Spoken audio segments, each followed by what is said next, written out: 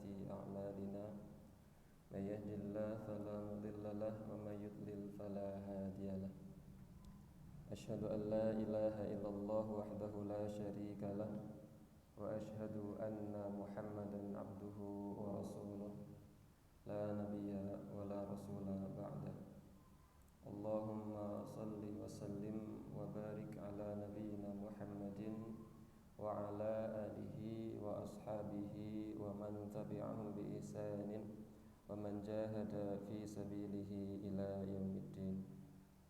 أعوذ بالله من الشيطان الرجيم. يا أيها الذين آمنوا اتقوا الله حق تقاته ولا تموتن إلا وأنتم مسلمون. رب اشرح لي صدري ويسر لي أمري واحلل عقدة من لساني يفقهوا قولي. اللهم علمنا ما ينفعنا وانفعنا بما علمتنا وارزقنا علما ينفعنا. Pangapunten iki teka-teka macet. Ikhwani fillah rahimani wa rahimakumullah. Senantiasa kita memanjatkan puji syukur kita kehadirat Allah Subhanahu wa taala atas segala limpahan nikmat dan karunia yang telah Allah Subhanahu wa taala berikan. Malam hari ini kita bisa berkumpul bermuajahah dalam rangka menjalankan kewajiban kita sebagai hamba Allah Subhanahu wa taala, yakni melakukan ibadah salat maghrib dengan berjamaah tanpa ada halangan satu apapun, yang kemudian kita lanjutkan dengan thalabul ilmi. Semoga apa yang kita niatkan benar-benar mendapatkan ridha dan pahala dari Allah Subhanahu wa ta'ala.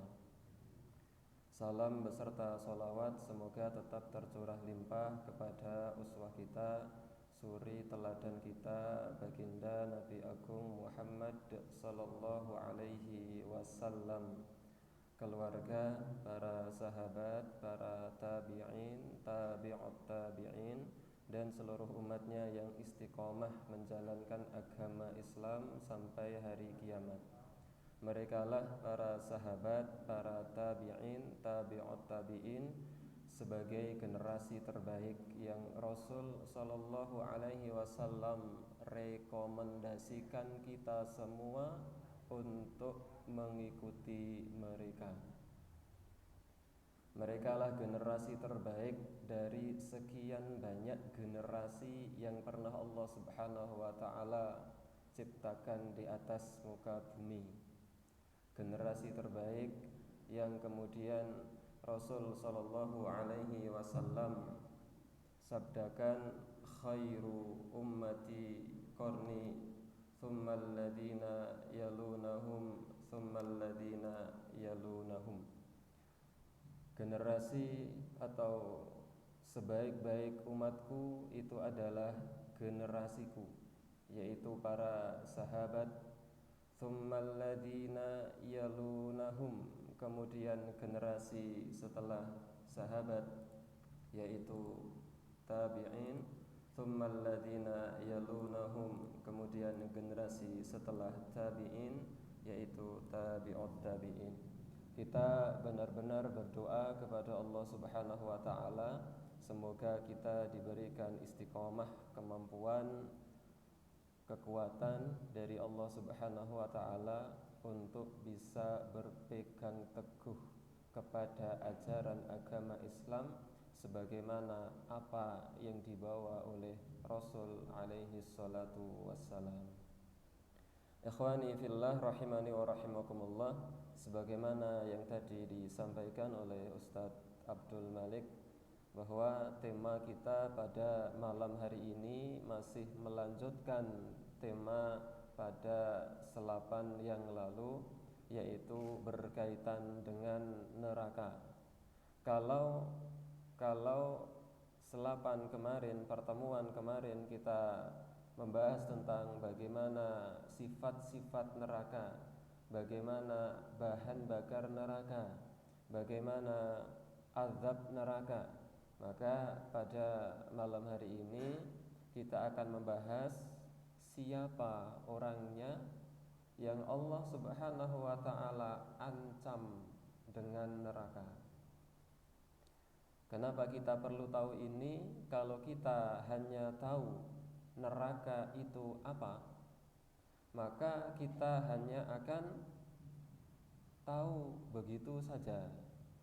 Tetapi kemudian ketika kita juga tahu siapa orang-orang yang Allah ancam dengan neraka, maka dengan itu kita berharap kita bisa menghindari neraka dengan cara kita menghindarkan diri dari sifat-sifat yang Allah Subhanahu wa taala sifati sebagai calon penghuni neraka. Kita belajar ini untuk memperdalam iman agar kita bisa berlindung kepada Allah dari azab neraka dengan kemudian kita ikhtiar dengan amal perbuatan. Karena setiap hari kita senantiasa berdoa setelah selesai tasyahud sebelum salam, Allahumma inni a'udzubika min adzabi jahannam wa min adzabil qabri wa min fitnatil mahya wal mamati wa min syarri fitnatil masihid dajjal. Perlindungan pertama yang kita minta kepada Allah Subhanahu wa taala adalah perlindungan dari azab neraka jahanam. Maka kita perlu tahu sifat orang-orang yang Allah Subhanahu wa taala sifati sebagai orang-orang yang kelak akan masuk ke dalam neraka, dengan harapan kita berlindung kepada Allah dari itu dan kita bisa berikhtiar untuk tidak menjadi orang-orang tersebut. Maka siapa orang yang kemudian Allah Subhanahu wa taala ancam dengan neraka, kita ambilkan secara ringkas, kita jelaskan secara ringkas dari sebuah kitab yang cukup terkenal dan fenomenal yang ditulis oleh Imam Az-Zahabi yang berjudul Al-Kabair, dosa-dosa besar. Pembahasan kita malam hari ini hakikatnya pembahasan tentang dosa-dosa besar, tetapi sangat berkaitan erat dengan neraka karena dosa-dosa besar inilah yang kemudian kalau orangnya tidak bertaubat atau kalau Allah Subhanahu wa taala tidak mengampuni orangnya, tidak mengampuni pelakunya, maka dosa-dosa inilah yang kemudian bisa mengantarkan orang ke dalam neraka kalau Allah tidak mengampuni. Maka yang pertama kita jelaskan secara ringkas. Yang pertama, asyirku billahi ta'ala, syirik kepada Allah Subhanahu wa ta'ala. Mau tak pun judul beriku? Keren.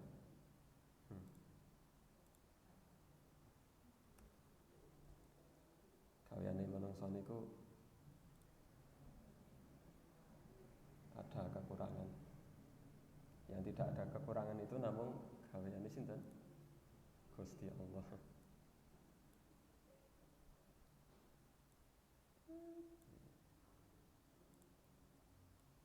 Tinggal mboten nggih saking nggih.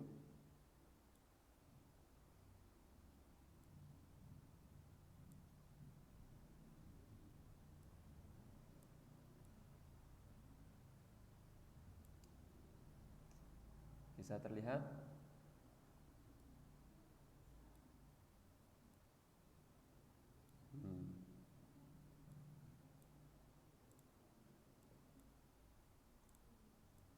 Oh, kecilekan. Batine kon wis ngaji madolan nang laptop. Asyirku billahi ta'ala, syirik kepada Allah Subhanahu wa ta'ala. Tidak apa-apa kecil sambil saya bacakan. Wa huwa an taj'ala lillahi niddan, yaitu menjadikan bagi Allah Subhanahu wa ta'ala sekutu. Menjadikan sekutu bagi Allah Subhanahu wa ta'ala. Wa huwa khalaqaka, Padahal Allah Subhanahu wa taala adalah zat yang telah menciptakan kamu. Menjadikan sekutu bagi Allah Subhanahu wa taala padahal Allah Subhanahu wa taala adalah zat yang telah menciptakan kamu. Ini adalah dosa besar yang dalam agama Islam tidak ada dosa yang lebih besar daripada dosa ini. Dosa berupa kesyirikan. Dosa berupa menyekutukan Allah Subhanahu wa taala, menduakan Allah Subhanahu wa taala. Oleh karena itu, kalimat zikir yang paling utama adalah kalimat la ilaha illallah, sebuah kalimat yang kita melafadzkannya untuk mengesahkan Allah Subhanahu wa taala. Kenapa? Karena lawan dari mengesahkan Allah itulah menduakan Allah, menyekutukan Allah, berbuat kesyirikan kepada Allah Subhanahu wa taala. Itulah dosa yang paling besar, yang tidak ada dosa yang lebih besar daripada itu. Wa ta'budu ma'ahu ghairahu, dan bersama menyembah kepada Allah ternyata dia juga menyembah kepada yang lain selain Allah. Ini juga menyembah, ini juga kesyirikan. Menyembah kepada selain Allah atau menyembah Allah tetapi diiringi dengan menyembah kepada selain Allah.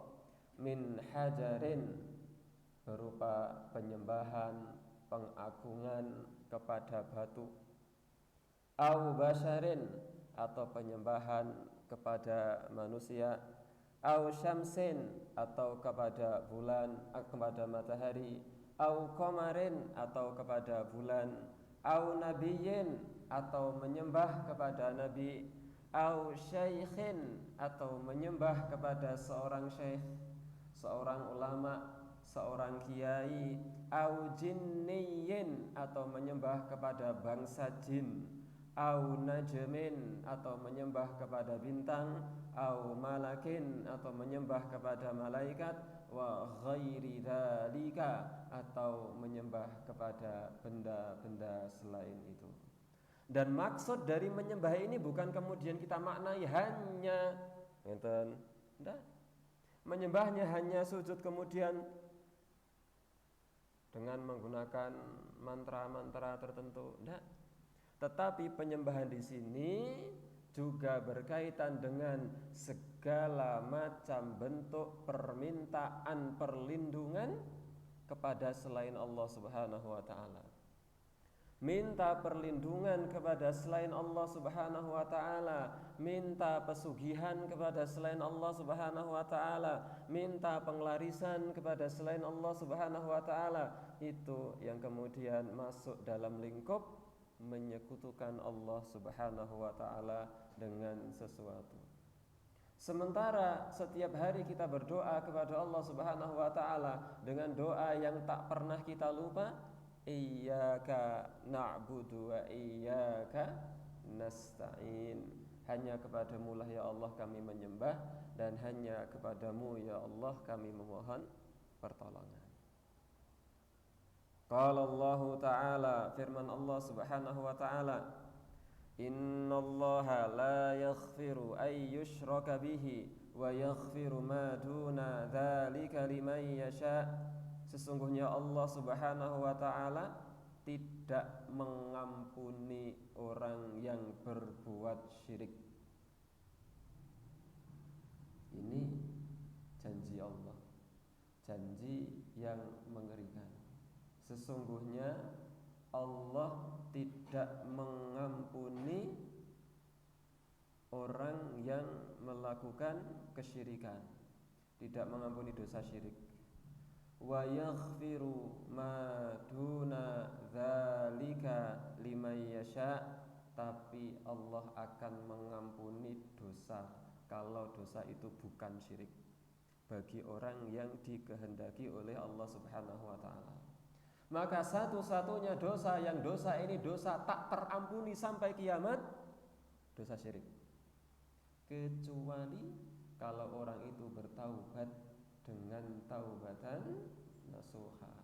Baru ketika orang itu bertaubat kepada Allah Subhanahu wa taala dengan taubatan nasuha, Allah Subhanahu wa taala berfirman, "Innallaha yaghfirudz dzunuba jami'a." Sesungguhnya Allah Subhanahu wa taala mengampuni dosa. Berapa dosa yang Allah Subhanahu wa taala ampuni? Jami'a, semua dosa. Ketika orang itu bertaubat kepada Allah Subhanahu wa taala. Kalau dosanya bukan syirik, dia bertaubat, insya Allah diampuni. Tapi kalau dia belum bertaubat dari dosa yang selain syirik, maka akidah Ahlus Sunnah menjelaskan tahta masyiatillah, di bawah kehendak Allah Subhanahu wa taala. Kalau Allah Subhanahu wa taala berkehendak untuk mengampuni, ya diampuni, masuk surga meskipun dia belum bertaubat. Kalau Allah Subhanahu wa taala berkehendak untuk tidak mengampuni, ya neraka, karena memang dia tidak bertaubat. Ini kalau selain syirik. Tetapi kalau dosa itu adalah dosa kesyirikan, la yaghfiru ayyushraka bihi, Allah tidak akan mengampuni dosa kesyirikan. Surat An-Nisa ayat 48. Firman Allah Subhanahu wa taala, "Innahu may yusyrik billahi faqad harramallahu 'alaihil jannah." Sesungguhnya siapa orangnya yang menyekutukan Allah Subhanahu wa taala, faqad harramallahu 'alaihil jannah, maka Allah haramkan dia masuk surga. Kalau Allah Subhanahu wa taala sudah haramkan masuk surga, ya berarti tidak akan bisa masuk surga. Kalau kalimatnya itu hanya dia masuk neraka. Saya ulangi, kalau kalimatnya itu adalah dia masuk neraka, ya masuk neraka. Tapi tetap ada kemungkinan dia akan masuk ke dalam surga. Seandainya dia masih memiliki iman, meskipun hanya seberat biji sawi. Itu yang dijelaskan dalam kitab Ushulul Iman yang dikarang oleh Nukhbah Minal Ulama. Tetapi kalau kemudian dia melakukan kesyirikan, ancamannya bukan hanya neraka. Diancam dengan neraka saja sudah mengerikan. Ini ancamannya harramallahu 'alaihil jannah, Allah haramkan dia masuk surga.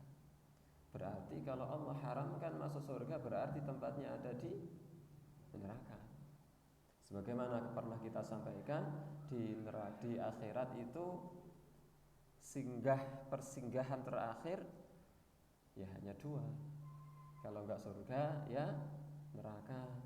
Tidak ada posisi di antara surga dan neraka sebagai sebuah tempat abadi, tidak ada. Kemudian orang itu tetap tinggal di antara surga dan antara neraka, di tengah-tengah. Mau ke surga kok tidak bisa, ke neraka juga tidak pantas masuk neraka. Kemudian di tengah-tengah tidak. Maka di akhirat itu ya kalau tidak surga ya neraka. Ketika Allah Subhanahu wa taala haramkan dia masuk neraka, masuk surga. Ketika Allah haramkan dia masuk surga, ya berarti ancamannya ada di neraka. Itu saja masih Allah lanjutkan, wa ma'wahun nar, dan tempatnya adalah neraka. Maka ini yang pertama yang diancam oleh Allah Subhanahu wa taala dengan siksa neraka, dengan siksa yang siksanya sebagaimana yang pertemuan sebelumnya kita jelaskan. Itu yang pertama, orang-orang yang diancam dengan ancaman neraka. Yang kedua, orang-orang yang diancam dengan ancaman neraka, qatlun nafsi, membunuh manusia. Firman Allah Subhanahu wa taala, ayat ini sudah kita singgung kemarin, surat An-Nisa ayat 93. Wa may yaqtul mu'minan muta'ammida, siapa orangnya yang membunuh seorang mukmin dengan sengaja, membunuh seorang mukmin dengan sengaja, fajazauhu jahannam, maka ganjarannya adalah neraka jahanam, khalidan fiha, kekal di neraka, wa ghadiballahu alaihi, Allah murka kepada orang itu, wa la'anahu, Allah melaknat orang itu, wa a'adda lahu 'adzaban 'azima, dan Allah siapkan baginya azab yang pedih. Ini yang kemarin kita sampaikan, 5 ancaman sekaligus dalam satu ayat dan ayatnya tidak terputus. Dosa yang ancamannya banyak itu adalah dosa membunuh. Membunuhnya membunuh orang mukmin dengan sengaja. Nah, kalau tidak sengaja beda cerita. Ini sengaja membunuh, maka ancamannya ada 5. Jahannam, kekal, Allah murka, Allah melaknat orang itu, dan Allah siapkan baginya azab yang besar. Wa qala ta'ala, dan firman Allah Subhanahu wa ta'ala, walladzina la yad'una ma'allahi ilahan akhar, dan orang-orang yang tidak berdoa kepada Tuhan selain Allah bersamaan dengan doanya kepada Allah, wala yaqtuluna an-nafsa allati harramallahu illa bil haqq, dia tidak membunuh jiwa yang diharamkan oleh Allah Subhanahu wa taala kecuali dengan hak, wala yaznun, dia tidak zina, wa may yaf'al dzalika yalqa athama, siapa orangnya yang melakukan perbuatan seperti itu, berdoa kepada selain Allah, bersamaan dia berdoa kepada Allah, membunuh manusia yang diharamkan oleh Allah, berzina, maka orang yang melakukan seperti itu dia akan diberi dosa siksa. Yudha'af lahul adzab, akan dilipat gandakan azabnya yaumal qiyamati, pada hari kiamat, wa yakhlud fihi muhana, dan ia bisa akan kekal di neraka dalam keadaan hina, illa man taba wa amana, kecuali orang yang kemudian setelah melakukan perbuatan-perbuatan itu dia taba, bertaubat kepada Allah Subhanahu wa taala, wa amana, dan dia beriman kepada Allah Subhanahu wa taala. Al-Furqan 68. Ini yang kedua. Ancaman yang kedua adalah diberikan kepada orang yang membunuh manusia, seorang mukmin dengan sengaja. Maka ancamannya banyak, 5 sekaligus dalam satu ayat. Kemudian yang ketiga, di antara orang-orang yang kemudian diancam dengan neraka oleh Allah Subhanahu wa taala atau oleh Rasul sallallahu alaihi wasallam adalah as-sihru, melakukan sihir. Melakukan sihir yang dalam bahasa Arab dikatakan sebagai as-sihru, sihir. Sihir niku nggih sihir, melakukan tipu daya, reka daya untuk menipu manusia atau untuk mencelakai manusia dengan perantara bantuan jin. Li'anna as-sahira la budda an yakfura, karena orang yang melakukan sihir pastilah dia akan melakukan perbuatan kekufuran. Qala Allah Ta'ala, firman Allah Subhanahu wa taala, walakinnash syayatin kafaru, tetapi setan-setan itulah yang kafir. Yu'allimuna an-nasa as-sihra, di mana mereka mengajari kepada manusia sihir. Wa ma lisyaitanil mal'un gharadun fi ta'limihil insana as-sihra illa liyusyrika bih, dan tidaklah syaitan itu mengajarkan sihir kepada manusia melainkan agar manusia itu menyekutukan Allah dengan sesuatu. Maka orang-orang yang kemudian melakukan sihir, kemudian meminta bantuan kepada jin, maka jin itu akan membantunya. Dan minta bantuan kepada jin itu memang diakui bahwa itu bisa dilakukan oleh manusia.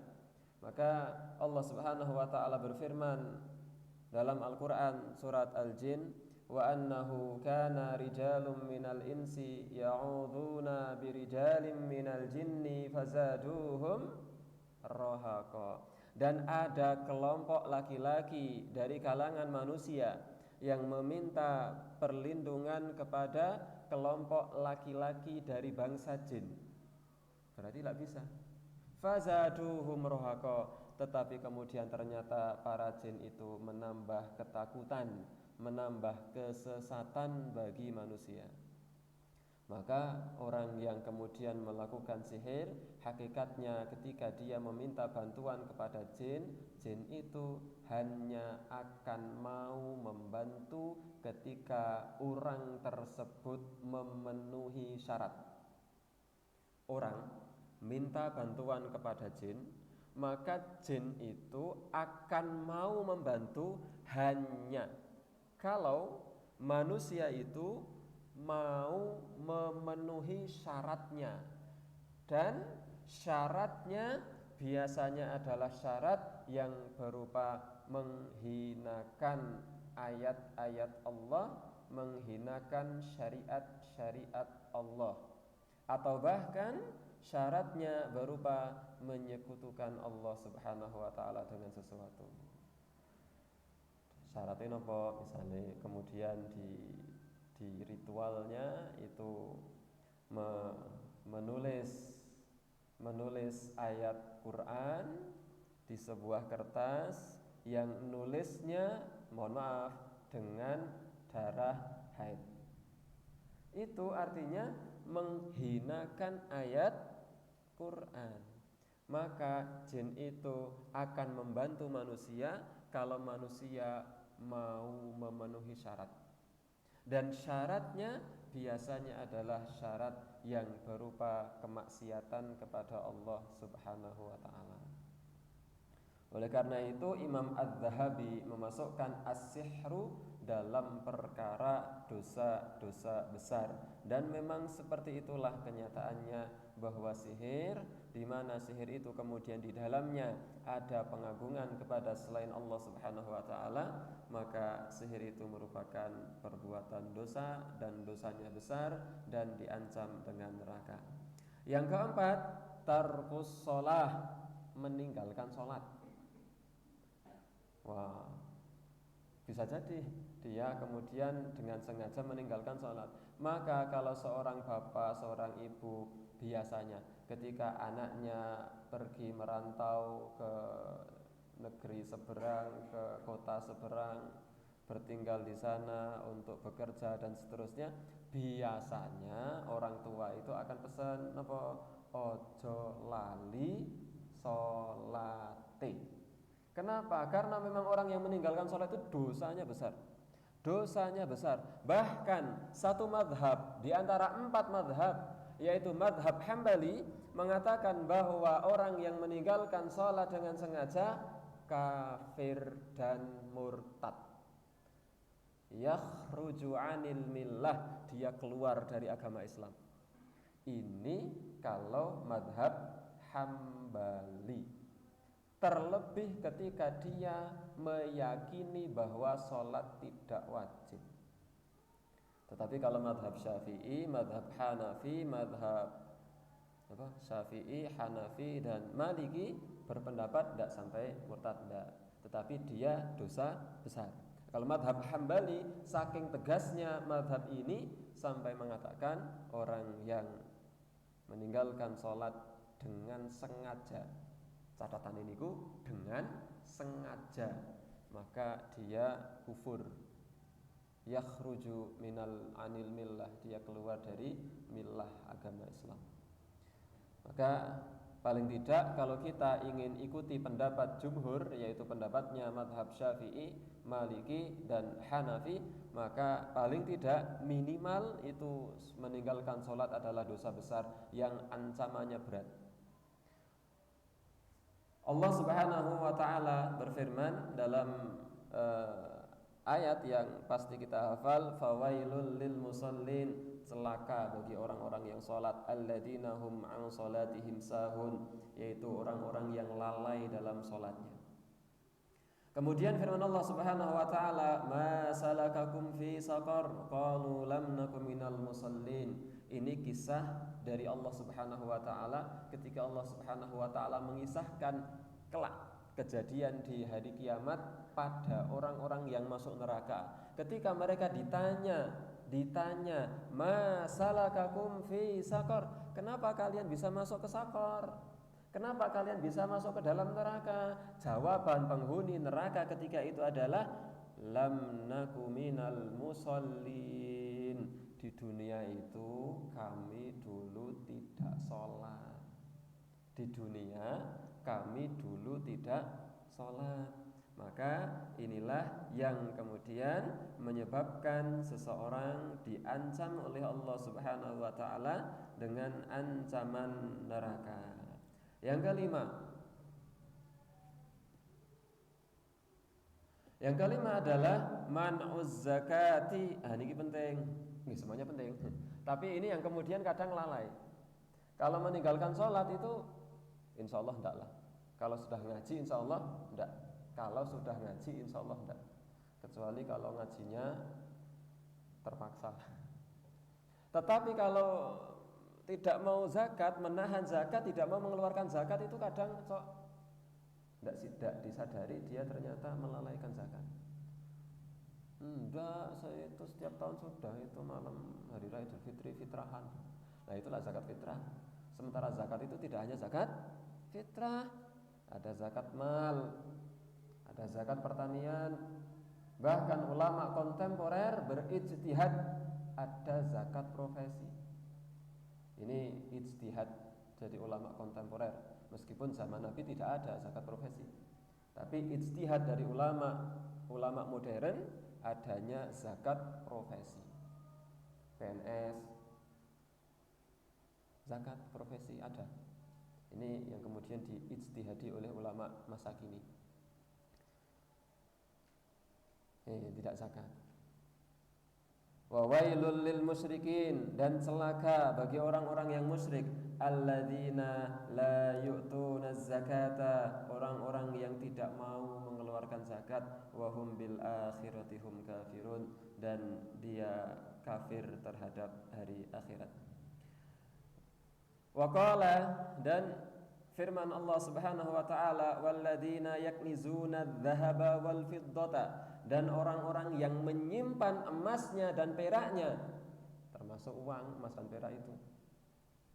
Jangan kemudian saya nyimpannya enggak emas, saya nyimpannya uang. Ya, emas dan perak itu adalah sebuah kias untuk semua harta benda yang kita miliki. Wala yunfikunaha fi sabilillah, dia tidak mau mendermakan di jalan Allah, dia tidak mau menginfakkan di jalan Allah. Fabasyirhum bi'adzabin alim, ini sindiran dari Allah. Fabasyirhum, beri mereka kabar gembira, bi'adzabin alim, dengan azab yang pedih. Ini sindiran dari Allah. Fabasyirhum, beri kabar gembira kepada mereka, bi'adzabin alim, dengan azab yang pedih. Oleh karena itu boleh kemudian menyimpan uang, menyimpan harta, tidak masalah, tetapi juga jangan lupa untuk menginfakkan atau mensodakohkan, atau ya pokoknya mendermakan di dalam kebaikan-kebaikan. Oleh karena itu bapak ibu yang punya anak kecil umur 1 tahun, 2 tahun, 7 tahun, 8 tahun, jangan hanya ajari anak untuk nabung tok, itu menyebabkan pelit, tetapi ajari juga anak untuk sedekah. Dikasih napa misalnya sangu mau sekolah, sangune pinten 5.000, tetapi nak ini yang 2.000 jajan, yang 3.000 celengi, tabung, awas kalau nggak ditabung, awas ya, yang 3.000 tabung, yang 2.000 jajan. setiap hari seperti itu, dalam otak anak itu akan tertanam pokoknya jajan nabung sampai tua. Pokoknya kalau ada uang tabung, ada uang sisa tabung, ada kelebihan harta tabung, ada rezeki tabung, pokoknya tabung. Dia tidak ada di sini pikiran untuk sedekah, untuk infak, untuk yang lain-lain. Maka silahkan ajari anaknya nabung, tetapi jangan lupa ajari juga anaknya untuk sedekah. 5.000, 2.000 jajan ya, yang 2.000 tabung ya, atau yang 1.500 tabung ya, yang 1.500 jangan lupa nanti pas berangkat ke Al-Amin masukkan kotak infak ya, seperti itu. Biar ketika dewasa mereka terbiasa untuk sedekah dan tidak hanya untuk nabung. Karena bisa jadi anak-anak zaman sekarang itu tidak mau sedekah, tidak mau infak, itu bisa jadi karena orang tuanya selama ini hanya ngajari untuk nabung, tetapi tidak ngajari untuk sedekah. Maka oleh karena itu, di antara orang-orang yang diancam sebagai orang yang melakukan dosa besar dan kemudian diancam dengan neraka, orang yang tidak mau mengeluarkan zakat. Bahkan kalau tidak salah pada zaman Khalifah Abu Bakar As-Siddiq, orang-orang yang tidak mau mengeluarkan zakat itu diperangi oleh Khalifah.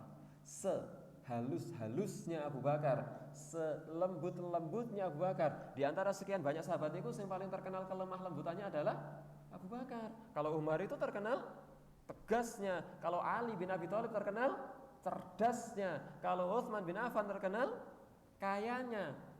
Pelajaran yang kedua bisa kita ambil, ternyata manusia itu tidak ada yang sempurna.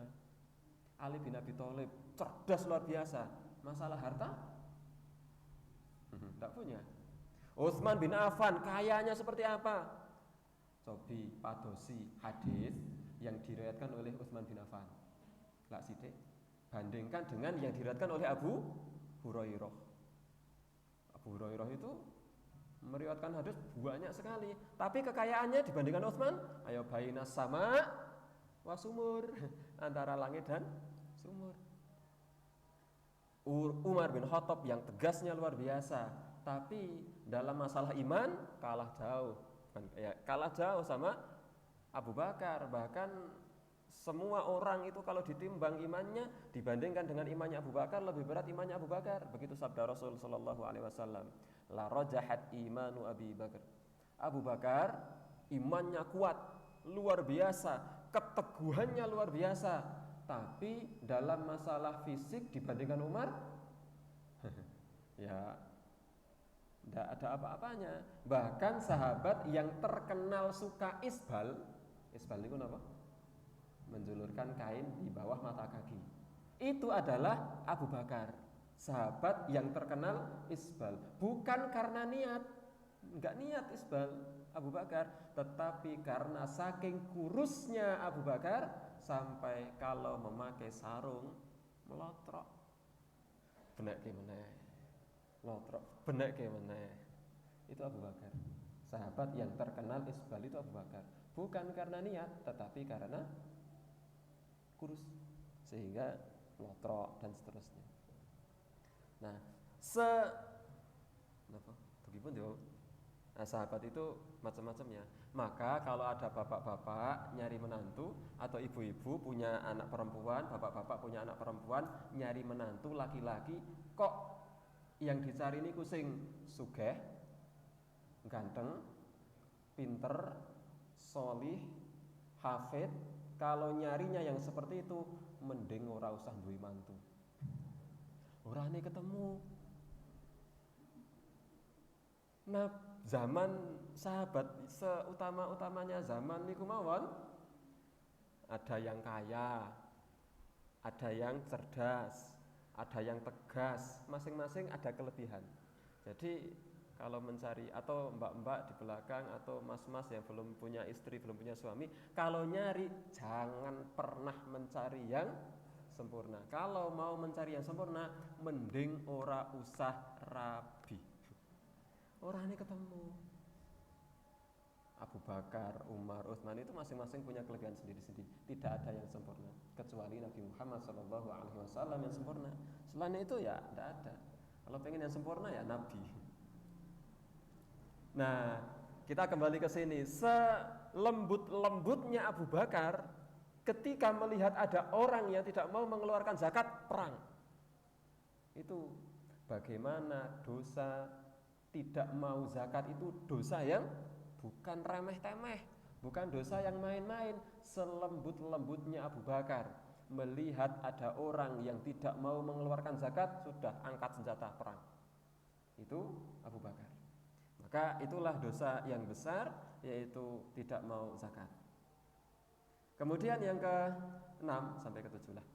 Yang ke-6, uququl walidaini, durhaka kepada kedua orang tua. Allah Subhanahu wa taala berfirman, "Wa qadha rabbuka alla ta'budu illa iyyah," dan Rabbmu telah memerintahkan supaya kamu tidak menyembah kecuali hanya kepada Dia, Allah. Wa bil walidaini ihsana, dan Tuhanmu juga telah memerintahkan untuk ihsan, berbuat baik kepada orang tua. Imma yablughanna indakal kibara, ketika orang tuamu, ahaduhuma, salah satu dari orang tuamu, au kilahuma, atau kedua orang tuamu, yablughunna indaka. Ini kalau kita cara menerjemahkannya terbalik. Sampai pada usia besar di dalam pemeliharaanmu, indaka, hidup bersamamu dalam pemeliharaanmu, orang tuamu sudah tua, fala taqul lahuma uff, jangan kalian mengatakan uff,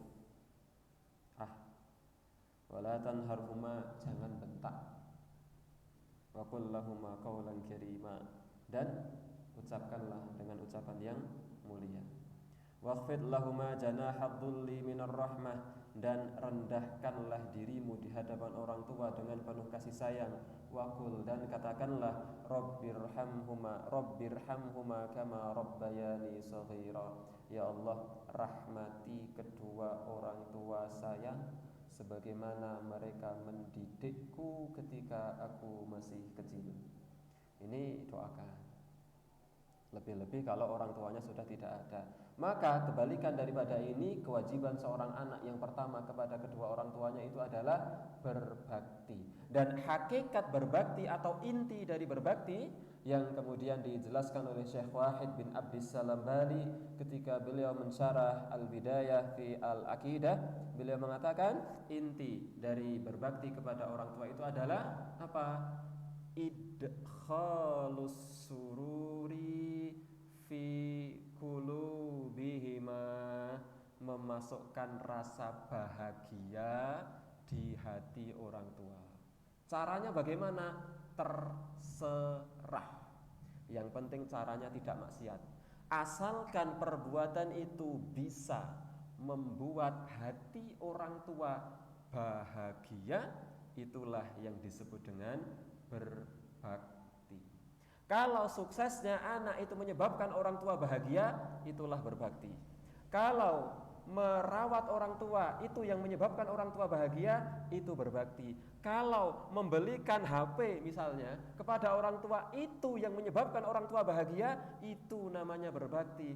Kalau senantiasa mendoakan dan menjadi orang baik, itu yang menyebabkan orang tua bahagia, itulah yang disebut dengan berbakti. Maka Syekh Wahid bin Abdissalam Bali beliau mengatakan, idkhalus surur fi qulubihima, au kama qala Syekh, memasukkan rasa bahagia di dalam hati kedua orang tua. Dan ini susah, apalagi ketika orang tuanya sudah sepuh. Yang kalau orang tua sudah sepuh itu kadang sok aneh-aneh, minta makan ditanduk ke sedikit, dibilang nanduk ke ikhlas kok ora, kotok sidik, akhirnya ditambah terlihat agak banyak, sampeyan ke niat, sampeyan ke arek lulu karo wong tuwa apa arek ngece karo wong tuwa kok nanduk ke semono kae kaya wong entes macul. Saya pernah, belum lama, bukan saya, Belum lama tetangga saya habis sakit, sudah sepuh, istrinya, kali ini istrinya bukan anaknya, istrinya itu kemudian diminta untuk mengambilkan nasi oleh beliau. Ketika itu saya ada di sampingnya, habis dari rumah sakit pulang, kemudian tanduke aku arek mangan madang, maka istrinya nanduke, apa katanya, nanduke kok semono, nambahinya nggak seberapa, nambahi itu wajar, disuguhkan nanduke kok kaya nanduke uwong entes macul, nanduke uwong entes macul niku mesti kata, jadi orang kebenaran, itulah orang sepuh, maka ya pintar-pintarlah bersabar. Kemudian yang ini durhaka kepada orang tua itu ya dosa besar. Satu saja tadi sudah cukup kiranya dalilnya. Kemudian yang ke 7 sampai 7 insyaallah ya. Insyaallah kita lanjut setelah 7 di lain kesempatan. Aklur riba, memakan harta riba, ini dosa besar. Allah Subhanahu wa taala berfirman, "Ya ayyuhalladzina amanu taqullah", wahai orang-orang yang beriman, takwalah kalian semua kepada Allah, wa dzaru ma baqiya minar riba, tinggalkan sisa riba, tinggalkan. In kuntum mu'minin, kalau kamu ngaku iman. Kalau kamu mengaku sebagai orang yang beriman, tinggalkan riba. Fa illam taf'alu, kalau kamu, kata Allah, ini kata Allah, fa illam taf'alu, kalau kamu tidak mau meninggalkan riba, fa'dzanu biharbim minallah wa rasulih, umumkan, beritahu kepada orang itu yang tidak mau meninggalkan riba, Allah menantang perang kepada orang tersebut.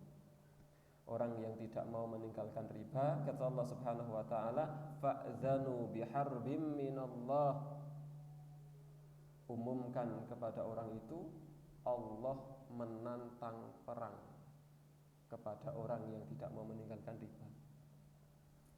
Dalam agama Islam paling tidak ada 2 dosa yang besar, banyak dosa yang besar, tapi ada 2 yang sangat besar, di mana 2 ini saking besarnya sampai Allah menantang perang. Tentu ini masih di bawah kesyirikan, tetapi ini besar sekali. 2 dosa yang saking besarnya dosa ini sampai Allah itu, Rabb kita yang kita sembah, penguasa alam semesta, menantang berperang kepada 2 pelaku dosa ini. 1, orang yang riba. Maka ini dosa besar yang ancamannya tidak main-main, ancaman bagi orang yang melakukan riba. Yang kedua, orang yang memusuhi wali Allah Subhanahu wa taala. Sebagaimana Rasul sallallahu alaihi wasallam bersabda dalam hadis yang diriwayatkan oleh Imam Al-Bukhari, "Man 'adali waliyan faqad adzantuhu bil harbi." Siapa yang memusuhi waliku, kata Allah dalam hadis qudsi, siapa yang memusuhi waliku, maka aku menantang berperang kepada orang tersebut. Jadi 2 dosa paling tidak yang Allah menantang berperang kepada pelakunya, yaitu yang pertama adalah orang yang melakukan riba, dan yang kedua adalah orang yang memusuhi para ulama, memusuhi para wali Allah Subhanahu wa taala. Allah Subhanahu wa taala berfirman, "Alladzina ya'kuluna ar-riba la yaqumuna illa kama yaqumul ladzi yatakhabbathu asyaitanu minal mas."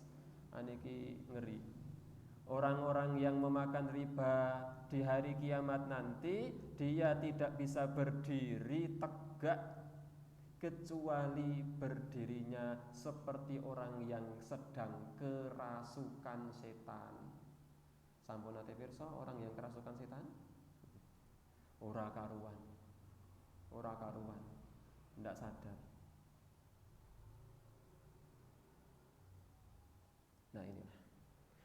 Wa man ada faulaika ashabun nari hum fiha khalidun, dan siapa orangnya yang kembali kepada riba, tetap melakukan perbuatan riba, sementara dia tidak dipaksa oleh siapapun, sementara dia tidak ini tidak itu, dia dengan santai kemudian melakukan riba, kata Allah Subhanahu wa taala, faulaika ashabun nar, mereka orang yang menjadi penghuni neraka, hum fiha khalidun, mereka kekal di dalam neraka.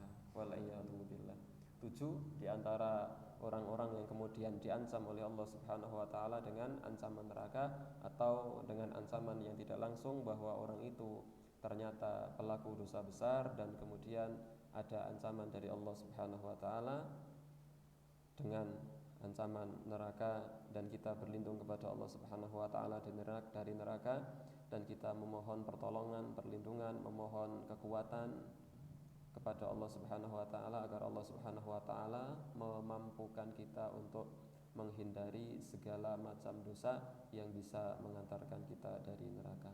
Aqulu qauli hadza fa astaghfirullahal azim li wa lakum. Salah itu dari saya sendiri, benarnya itu datangnya dari Allah Subhanahu wa taala semata. Anjay.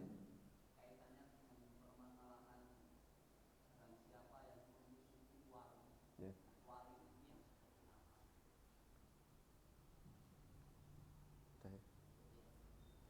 Bismillahirrahmanirrahim. Hadis itu panjang dan setelahnya ada yang kemudian menjadi penjelas siapa yang kemudian masuk dalam kategori wali-wali Allah Subhanahu wa taala. Man 'ada li waliyan faqad adantuhu bil harbi. Siapa yang memusuhi waliku, maka Allah akan menantang perang kepada orang itu. Wa ma taqarrabal 'abdu, dan tidaklah seorang hamba mendekat kepada Allah ahabbu ilayya mimma aftaradtu bihi au kama qala, daripada orang-orang yang melakukan amalan wajib. Yang pertama, orang-orang yang mendekat kepada Allah Subhanahu wa taala dengan amalan-amalan fardu atau amalan-amalan wajib. Kemudian Rasulullah sallallahu alaihi wasallam melanjutkan firman Allah Subhanahu wa taala, dan tidaklah hamba itu senantiasa melakukan amalan-amalan sunnah. Yang pertama, dia melakukan amalan-amalan wajib. Yang kedua, dia senantiasa mengiringinya dengan amalan-amalan sunnah. Hatta uhibbahu, hingga Allah mencintainya. Fa idza ahbabtuhu, kalau aku, kata Allah, sudah mencintainya, kuntu sam'ahu alladhi yubsiru bihi, aku akan menjadi penglihatannya yang dia gunakan untuk melihat. Aku akan menjadi pendengarannya yang dia gunakan untuk mendengar. Aku akan menjadi tangannya yang dia gunakan untuk bekerja. Aku akan menjadi kakinya yang dia gunakan untuk berjalan. Jika dia meminta kepadaku, fa idza sa'alani la u'tiyannahu, pasti akan aku beri. Wa idza sta'adani, dan apabila dia meminta perlindungan kepadaku, la u'idannahu, pasti aku lindungi.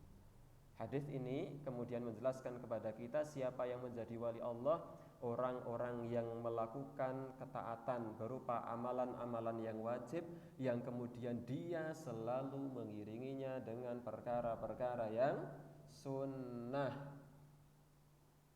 Hatta uhibbahu, sampai Allah mencintai orang itu.